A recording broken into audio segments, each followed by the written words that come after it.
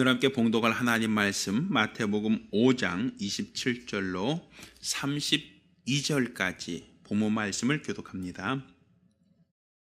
또 간음치 말라 하였다는 것을 너희가 들었으나 나는 너에게 이르노니 여자를 보고 음욕을 품는 자마다 마음에 이미 간음하였느니라. 만일 내 오른눈이 너를 실족해 하거든 빼어내버리라. 내 백체 중 하나가 없어지고 온몸이 지옥에 던지우지 않는 것이 유익하며, 또한 만일 내 오른손이 너를 실족해 하거든 찍어내버리라.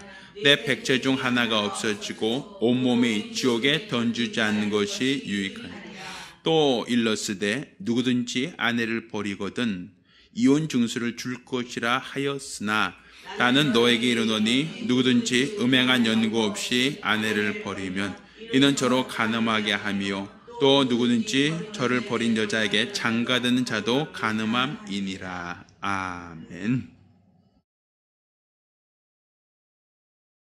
자, 오늘은 신랑 되신 예수에 대해서 오늘 하나님 말씀을 함께 나누려고 합니다. 성경은 하나님께서 우리의 창조자이심을 말하고 있습니다. 우리 인간들은 진화를 통해서 우연히 만들어진 존재가 아니라 창조주에 의해서 목적을 갖고 피조된 존재다라고 믿으셔야 됩니다.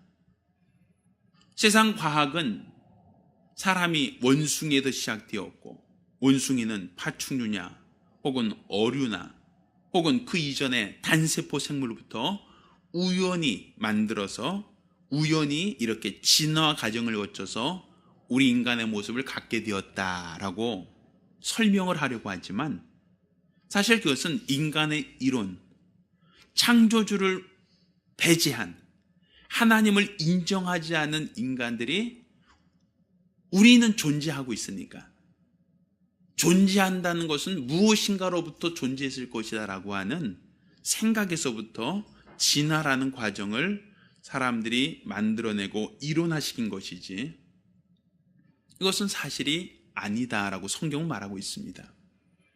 하나님은 흙으로 사람을 지으시고 그 코에 생기를 불어넣으사 생명이 되게 하셨다. 이와 같이 우리 인간이 진화의 과정을 통해서 만들어진 것이 아니라 하나님에 의해서 피조된 존재다라고 이렇게 우리에게 설명을 하고 있는 겁니다. 그런데 하나님이 우리 인간을 만드실 때는 세상의 수많은 피조물들 가운데, 세상에 있는 존재하는 수많은 것들 가운데, 삼라만상이라고 하죠. 수많은 것들 가운데 인간은 하나님의 형상의 모양으로 지으셨다라고 성경은 우리에게 가르치고 있습니다.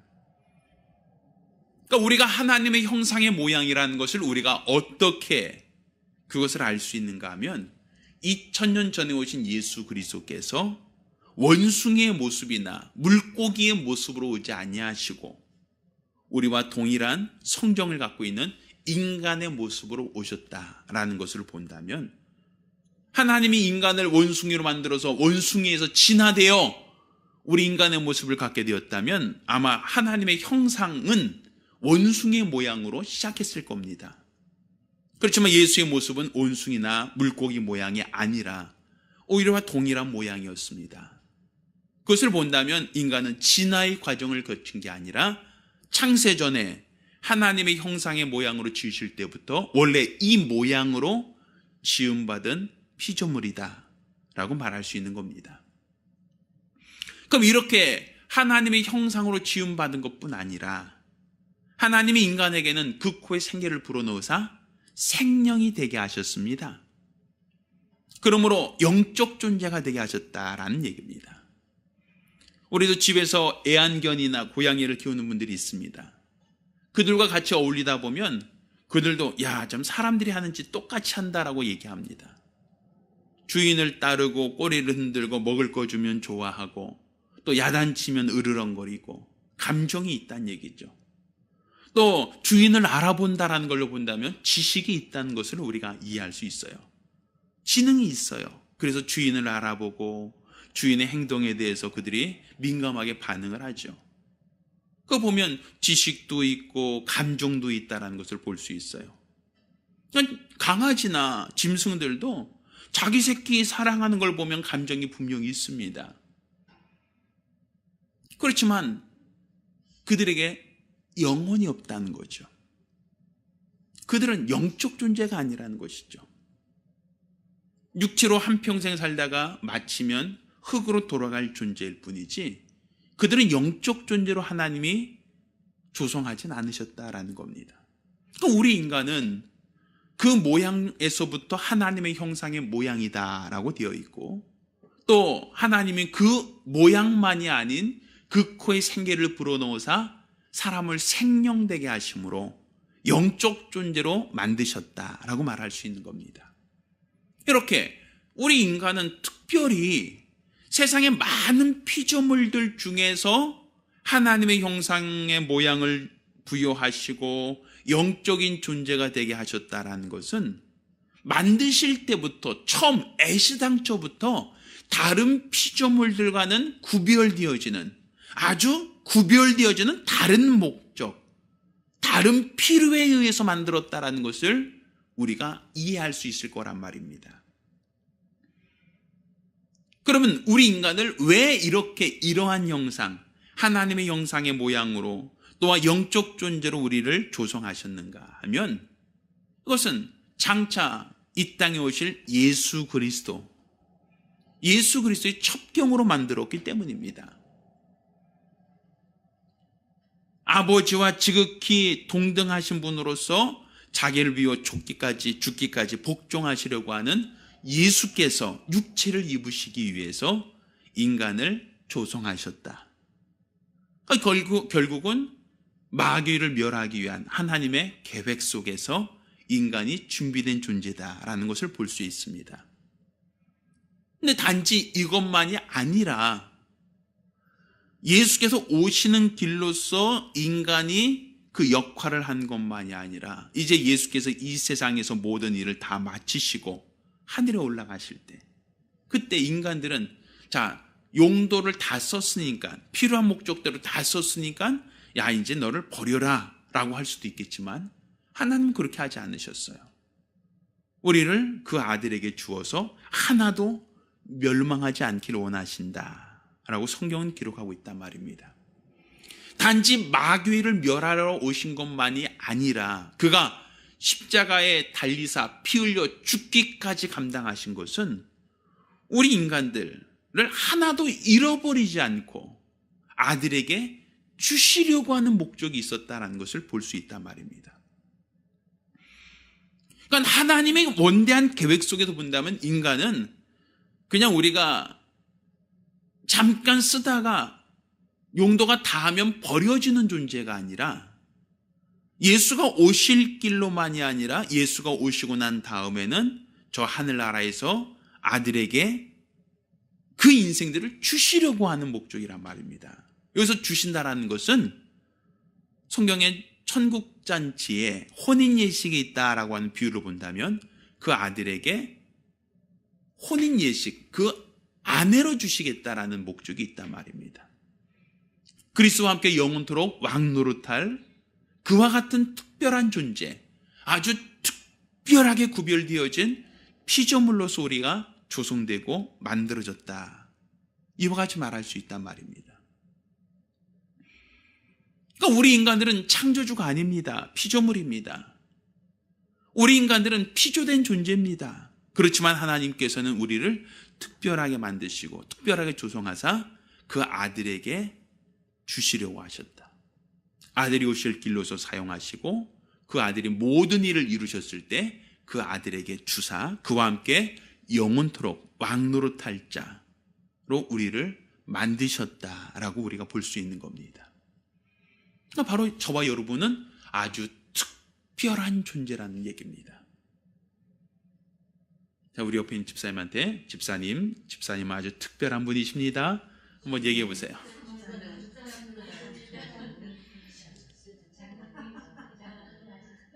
여러분이 특별하다는 걸 믿으십니까? 하나님이 너무 우리를 귀하게 여기셨다는 것은 그냥 만드실 때부터, 피조하실 때부터 하나님이 우리를 다른 여타 모든 피조물들과 구별하셔서 우리 인간은 아들에게 주시려고 하는 목적이 있었다라고 볼 수 있는 겁니다. 그래서 그 아들과 함께 하늘나라에 산다는 것은 바로 혼인 예식, 그 아들과 함께 영원토록 한 몸 되는 것을 말하는 겁니다. 그래서 성경은 남편과 아내의 관계를 설명하면서 그리스도와 교회의 관계를 같이 이어서 얘기하는 겁니다. 우리는 교회라고 하는 지체로서 한 몸으로서 그리스도와 함께 영원토록 왕노릇할 그의 신부가 되는 것이다 라고 볼 수 있는 겁니다. 자, 이와 같이 혼인 예식이 이미 정해진 겁니다. 저 하늘나라에서 그리스도와 함께 영원토록 왕노릇할 자로서 우리는 구별되어진 겁니다. 그러면 이 땅에서 내가 예수를 믿고 영접했다라고 하는 것은, 내가 그리스도의 사람이 되었다라고 하는 것은 결국에는 정혼한 것, 약혼한 것과 같은 겁니다. 그럼 내가 그리스도와 약혼했다, 정혼했다, 그리고 머지않아 우리 육체의 몸을 벗고 신령한 몸을 입는 날, 저 하늘나라에서 그리스도와 함께 혼인 예식에 참여하고 그곳에 영원토록 왕노릇할 것이다 라는 그 소망이 우리 안에 있다면, 우리는 이 땅에서 장차 먼저 임하신 그리스도를 따르는 신부로서 살아가는 것이 우리 신앙생활이다 라고 말할 수 있는 겁니다. 우리가 서양 결혼식을 보면 우리나라 전통 결혼식과는 분명 차별화되는 뭔가가 있죠. 그 중에 하나는 먼저 신랑 입장이 있다는 거예요. 먼저 신랑이 그 무대 중앙을 거쳐서 강대상 앞까지 입장을 합니다. 그 다음에 누가 입장하죠? 신부가 입장을 해요. 근데 신부가 입장할 때는 혼자 입장하는 것이 아니라 아름다운 웨딩드레스를 입고 친정아버지의 팔짱을 끼고 입장을 합니다. 그리고 신랑이 그럼 그렇죠. 이 강당 위에 먼저 올라와서 딱 주례사에게 인사하고 서 있다가 신부가 입장하면 어떻게 해요? 데리러 한 두세 걸음 정도 마중 나가잖아요. 그리고 친정아버지한테 인사하고 신부를 데리고 다시 올라오죠. 이게 성경의 원리예요. 그리스도 예수께서 이 땅에 오셨다가 부활해서 하늘에 오르셨다는 것은 신랑을 입장했다는 얘기입니다. 이 그리스도가 먼저 입장하신 거예요. 이제 누가 입장할 차례죠? 자, 맞습니다. 그리스도 예수로 옷 입은 정결한 신부가 누구의 손을 이끌고? 친정아버지 손을 이끌고 입장하는 거거든요.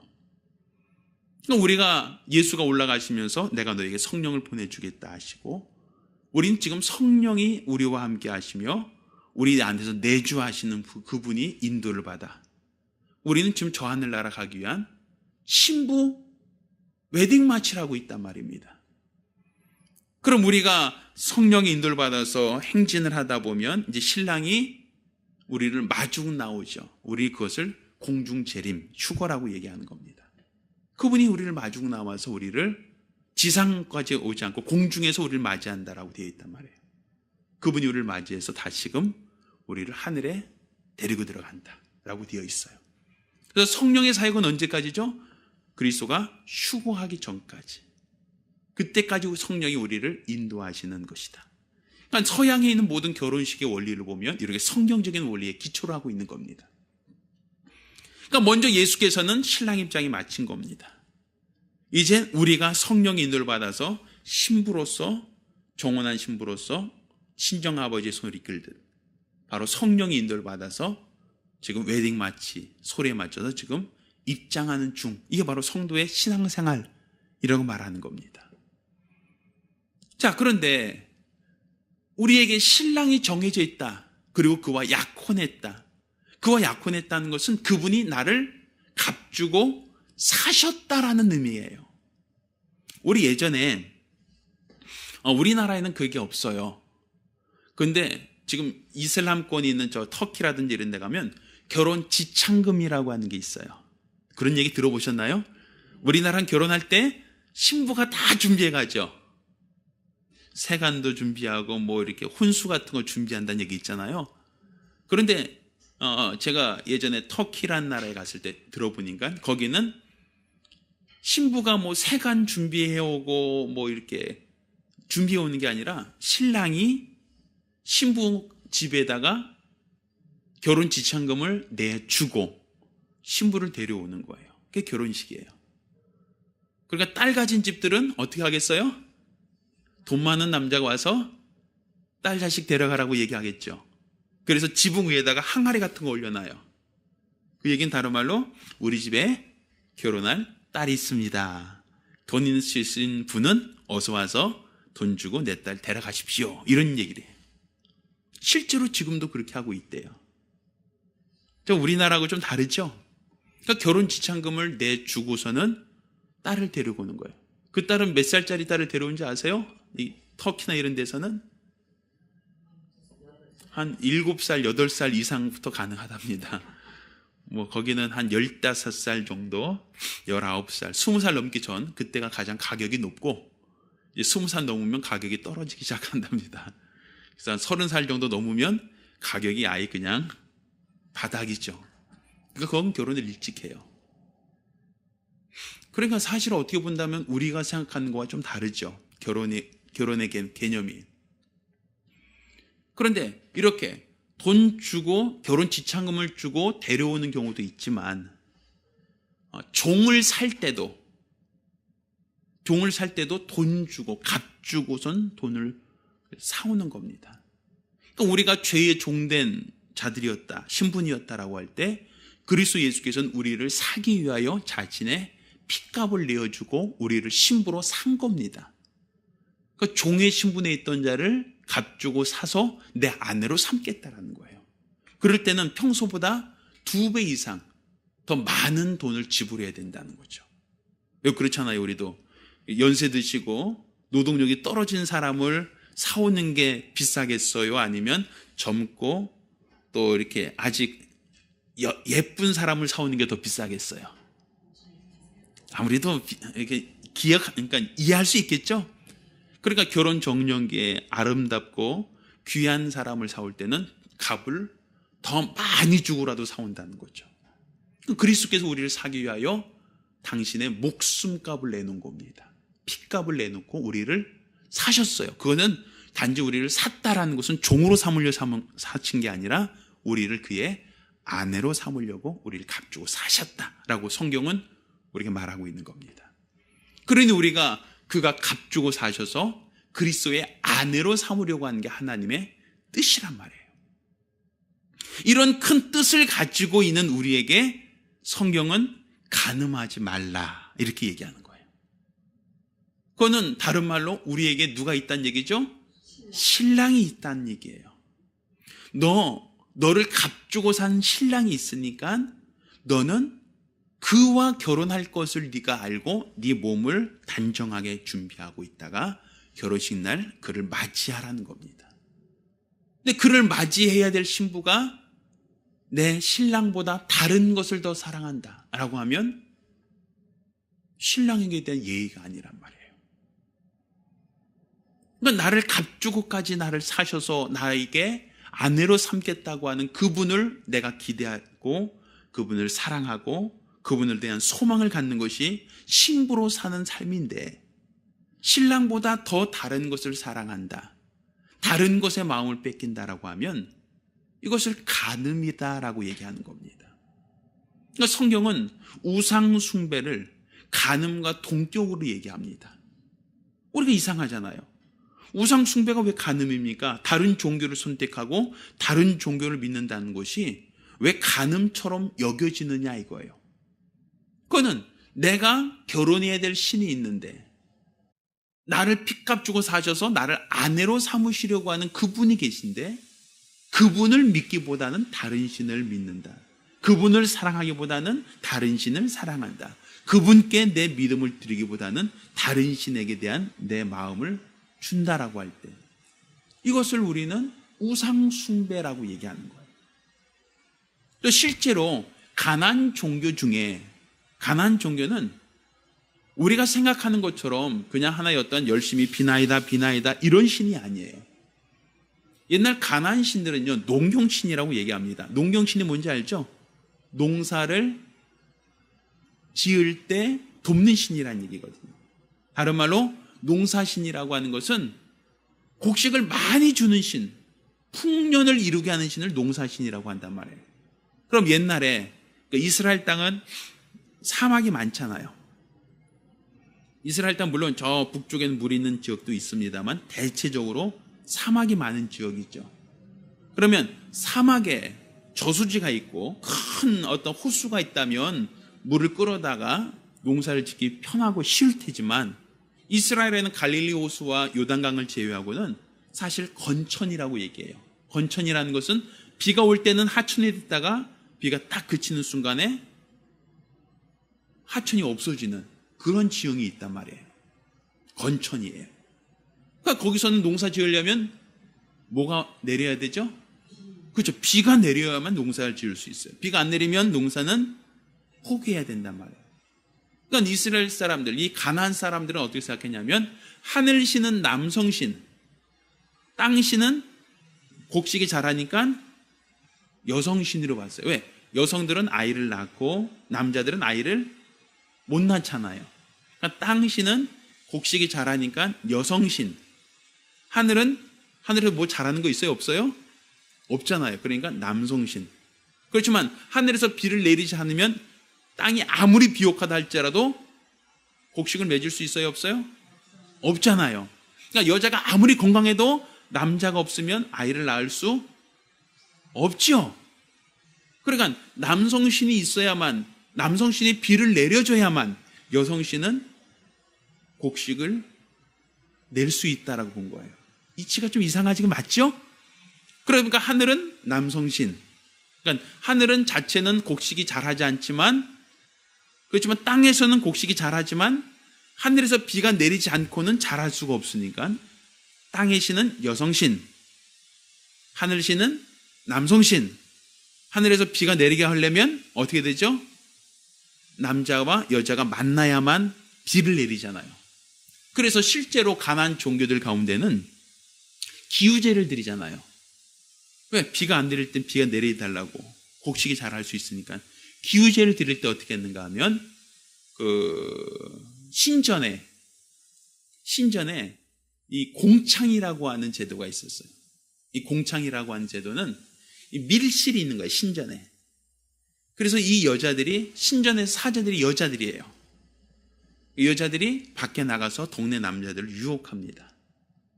유혹해서 성전에 끌고 들어와서 성전에서 성행위를 하는 거예요. 그러면 성행위를 보면 왠지 남자들 같은 경우는 야동 같은 거 보면서 성적인 충동을 느끼잖아요.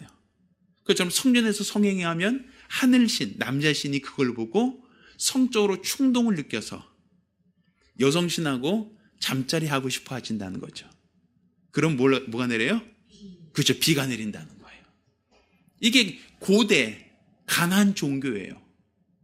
그러니까 그들은 어떻게 해요? 나가서 뭐 해요? 여자 사제들이 뭐 하고 있어요? 아름답고 젊은 여자들이 뭐 하고 있어요? 남자들을 유혹한단 말이에요. 근데 가나안 남자들만 아니라 누구까지도? 이스라엘, 유대 남자들까지도 막 유혹하니까, 그러니까 유대 남자들 같은 경우 여자가 막 날 유혹해, 날 데려가. 그러니까 거기 가서 잠자리 같이 하고. 그래서 성경에는 가나안 여인들과 결혼하지 말라, 가나안 여인들과 잠자리 하지 말라, 그들 아내를 삼지 말라, 이런 얘기를 하는 거예요. 그 얘기는 다른 말로 그 잠자리하고 또 같이 관계 맺는 것이 무슨 행위가 되는 거죠? 우상이에요, 우상. 그게 바로 가나안 종교에서 비를 내리게 하기 위한 어떤 그런 우상행위거든요. 종교행위예요, 그게. 단지 어떤 육체적 쾌락을 탐닉하는 것만이 아니라 그것은 하늘에서 비를 내려서 많은 곡식을 얻으려고 하는, 풍년을 기대하는 어떤 그들의 어떤 기우제란 말이에요. 그러니까 종교행위와 우상숭배가 같은 얘기예요. 또 그것이 간음과도 어떤 연관성을 갖게 되는 거예요. 그래서 성경 계속 우상숭배를 간음과 같다라고 표현하는 거예요. 우상숭배하지 마라, 그것은 간음하지 말라. 계속 같은 얘기로서 표현하고 있는 거죠. 그러니까 왜 그걸 하지 말라는 거예요? 우리에게는 신랑이 있으니까. 우리에게는 이미 우리가 결혼할 신랑이 있으니까 그분과 우리가 혼인 예식이 있다. 그분을 우리가 기다려야 된다라고 하는 얘기예요. 그런데 우리를 미혹하고 우리를 유혹하고 우리를 꿰려고 하는 그 수많은 종교들, 수많은 것들은 우리를 자꾸만 유혹하고 우리를 깰 것이다. 그때 너희가 그들에게 마음으로라도 음욕을 품으면 우상숭배다라고 얘기하는 거예요. 간음이다라고 얘기하는 겁니다. 그러니까 우리가 우리 신앙을 가질 때 예수보다 더 좋아하는 것, 이게 다 우상숭배가 된다는 얘기예요. 간음이란 얘기죠. 우리가 이제 결혼한 부부가 같이 있는데 결혼했음에도 불구하고 내 배우자가 다른 여자를 더 사랑한다, 다른 것을 더 좋아한다라고 하면 어떻겠어요? 기분이? 우리 집사님들 입장에서 기분이 좋아요? 굉장히 마음이 넓으시네요. 굉장히 넓으세요. 경험이 없은 분들은 물론 있겠지만, 만약 내 배우자가 있다라고 가정을 한다면 그 배우자가 나만을 사랑하고 나만을 위한다면 그건 좋죠. 근데 나 말고 다른 여자를 더 사랑한다, 나 말고 다른 분을 더 좋아한다라고 하면 그게 좋겠냐고요. 그게 내 마음에서라도. 간혹 보면 요즘에 텔레비전이 방송하다 보니까 뭐 유명한 배우들, 유명한 어떠한 그 탤런트들이 나와요. 뭐 그들을 보면 뭐 예쁜 사람들만 다 모아놓으니까, 뭐 그들은 몸매 좋고 그들은 얼굴 예쁘고 그들은 어떻게 본다면 많은 사람들이 동경할 만한 어떤 그런 사람들 나오잖아요. 근데 내 배우자보다 생김새가 예쁘고 몸매가 예쁘고 또 모든 게 다 좋다 그래서 난 내 배우자보다 저들을 더 좋아해 라고 한다면, 물론 좋아한다 그래서 결혼하는 건 아니라 할지라도, 그러다 할지라도 배우자 입장에서 굉장히 기분 안 좋죠. 왜 내가 이 사람과 같이 살고 있는데 나보다 다른 사람을 좋아한다, 다른 사람을 더 따른다라고 한다면 유쾌할 리가 없단 말이에요. 성경이 이와 같이 얘기하고 있어요. 너 마음으로라도 음욕을 품으면 이미 간음한 것이다 라고 되어 있어요.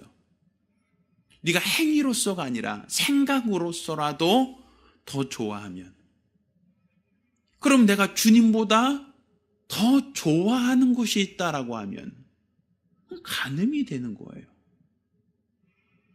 내가 예수님 사랑합니다 라고 하면서도 물질을 더 사랑한다면, 내가 예수님 사랑합니다 라고 하면서도 세상을 더 사랑한다면, 내가 주님을 더 사랑합니다 라고 하면서도 다른 것을 더 사랑한다면 이거는 간음이 될 수 있다는 얘기죠. 하나님께서 아브라함을 시험했습니다. 그에게 시험했던 것 중에 하나는 100세 얻은 아들을 모리아산에 제단에 올려 제물로 드리라는 것이었어요. 이삭이 어떤 아들입니까? 100세 얻은 아들이에요. 얼마나 귀하겠습니까? 눈에 넣어도 아프지 않고 어떻게 만지면 터질까 부서질까 얼마나 금지옥엽이겠습니까? 어렵게 난 아들이잖아요. 그런데 그 아들을 바치라고 할 때 그 마음이 어떻겠어요? 무너지겠죠. 그 아들을 하나님께서 드리라 바치라라고 할 때 그 마음은 심정은 오죽하겠느냐는 거예요. 그렇지만 아브라함이 그 말씀에 순종하여 자기가 100세 얻은 아들을 하나님 앞에 드리고자 했을 때 하나님이 아브라함에게 이제서야 내가 나를 사랑하는 줄, 나를 경외하는 줄 알았다라고 얘기하시고 그에게 복을 약속하시죠. 그러니까 내가 주 예수보다 더 귀한 것이 없습니다. 세상 모든 것보다 주님이 더 귀합니다. 주님만을 더 사랑합니다. 이게 그리스도의 신부로 준비된 우리의 마음가짐이 되어야 된단 말이에요. 세상을 더 좋아하고 물질을 더 좋아하고 다른 것을 더 좋아하는 것은 내가 그리스도의 신부로서 마땅히 그리스도를 기다리면서 그와 혼인 예식을 사모하는 신부의 모습이 아니란 말이에요.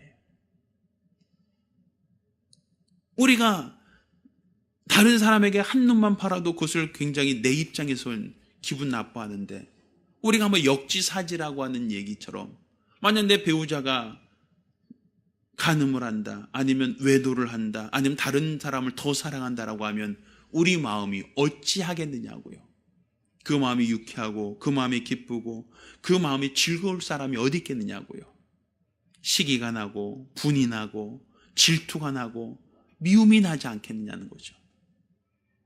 그럼 우리 주님 입장에서는 나는 너를 사랑하여 내 몸을 다 내어놓았고, 나는 너희와 결혼하기 위하여 나는 죽기까지 피값을 다 내놓고 너를 사랑하였는데 너도 나를 사랑하느냐라고 하실 때, 그때 우리는 난 주님보다 다른 것을 더 사랑합니다.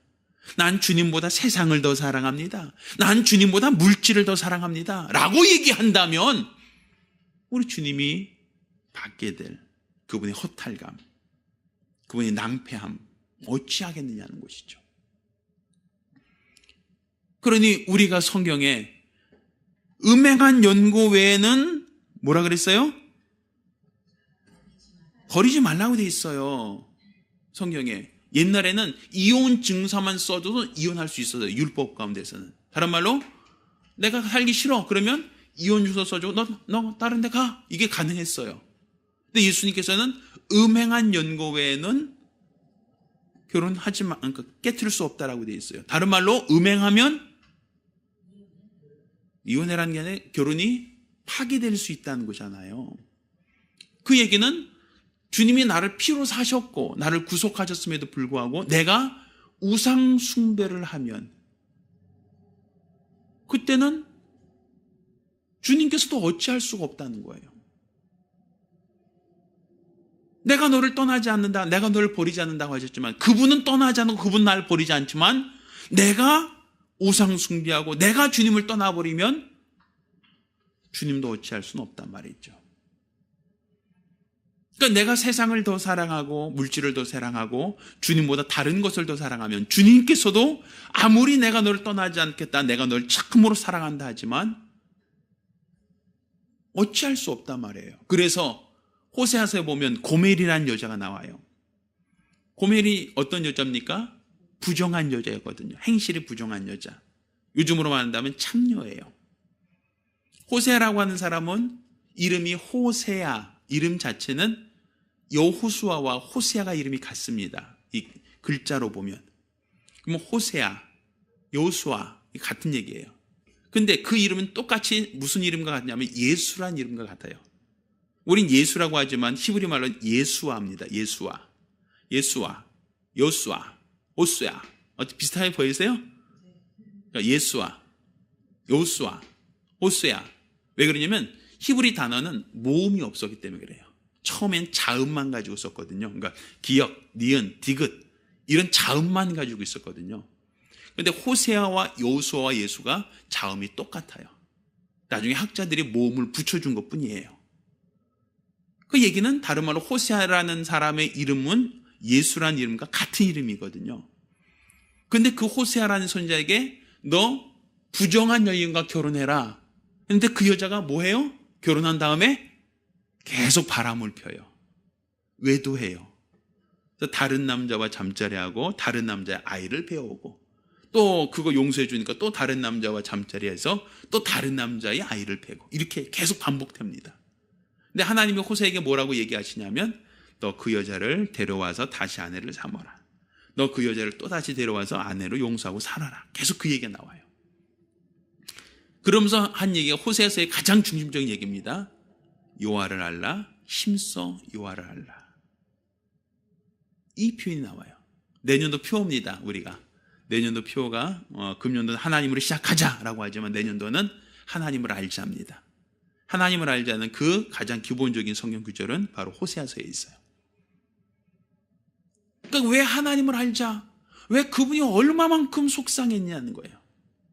내가 너를 아내로 삼으려고 모든 걸 희생하고 너를 삼으려고 했는데 네가 계속 외도하고 네가 계속 간음하고 네가 계속 나를 떠난다. 너 이제서야 여호와를 알겠지? 이 얘기예요. 이제 여호와를 알겠니? 너 하나님을 이제 알겠니? 그분의 마음을 이제 알 수 있겠니? 라는 얘기거든요. 그래서 여호와를 알자, 힘써 여호와를 알자 이런 표현이 나오죠. 그러니까 결국 우리를 아내로 삼으셨는데 우리가 하나님을 모른다고 하면, 우리가 하나님을 떠나면 하나님도 너무 안타까운 거예요. 그래서 음행한 연고에는 이혼할 수 없다라고 한 얘기는, 다른 말로 말한다면 음행한다면 그리스도의 관계가 어떻게 될 수 있다? 깨어질 수 있다라는 얘기거든요. 왜? 그것은 바로 그리스도가 우리의 신랑으로 준비되었기 때문에 그렇습니다. 따로 우리의 신앙생활은 장차 신랑 되신 예수를 만나기 위하여 결혼 예식에 참여한 자와 같이 자신을 단장하게 준비하고 신랑 앞에 나아가는 것이 바로 우리의 신앙생활입니다. 지금은 이미 신랑 입장이 끝났어요. 이제 음악 소리가 나오면 우리가 천사장의 호령한 나팔 소리에 맞춰서 신부 입장이 시작될 거란 말이에요. 우리가 지금 성령의 인도를 받고 믿음으로 사는 것은 신랑을 따라가는 겁니다. 예수께서도 너희도 나를 따라올 수 있느냐, 자기를 부인하고 제 십자가를 지고 나를 쫓을 것이니라 하고 주님을 따라오라고 얘기합니다. 내가 가는 길 너희도 올 수 있겠느냐. 그러니까 주님이 앞서 가신 길을 우리가 먼저 가신 길을 따라가는 겁니다. 그래서 예수를 길이다 라고 얘기하는 거예요. 그분이 앞서 가셨으니 우리가 그분이 가신 길을 따라서 신랑 만나러 가는 겁니다. 이게 바로 우리의 신앙생활입니다. 따라서 우리가 신앙이 있고 믿음이 있다라고 한다면 우리 주님보다 세상을 더 사랑해서는 안 돼요. 우리 주님보다 물질을 더 사랑해도 안 돼요. 우리 주님보다 다른 것을 더 사랑한다면 우리 주님이 실망하십니다. 따라서 우리가 장차 주님 나라에서 혼인 예식에 참여할 신부라는 것을 믿으신다면 나는 주님만 사랑하겠습니다. 내가 주님만 따르겠습니다. 세상 그 무엇이 있다 할지라도 나는 주님만 사랑하고 주님만 따라가는 믿음으로 살겠습니다. 이런 각오와 결단 갖기를 예수 이름으로 축원합니다. 우리가 기도하실 때에 세상이 우리를 유혹하는 수많은 것들이 있습니다. 그렇다 할지라도 나는 내 신랑 되신 예수, 그분만 사랑하겠습니다. 한눈 팔지 않고 그분만을 쫓아가겠습니다. 난 장차 주님 나라에서 그분과 영원한 혼례를 준비하며 난 주님만 따르기 원합니다. 세상 어떤 것도 내가 외도하지 않고 사랑하지 않고 주님만 사랑하기 원하오니 하나님 나를 도와달라고 간절히 사모하며 한 목소리로 기도합니다.